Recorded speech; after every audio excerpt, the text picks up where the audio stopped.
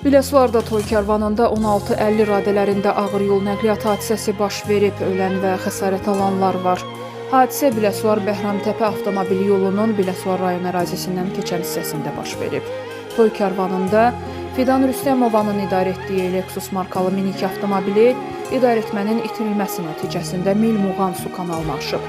Hadisə nəticəsində iki bacı 1993-cü il təvəllüdlü Aytac Rüstəmli və 2003-cü il təvəllüdlü Aynur Rüstəmli hadisə yerində dünyalarını dəyişiblər.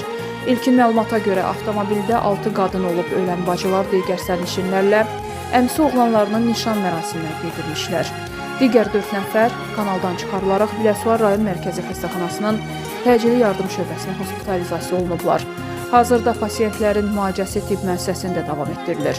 Vəziyyətləri ağır olaraq qiymətləndirilir. Hazırda hadisə yerində müvafiq qurumların əməkdaşları araşdırma aparır.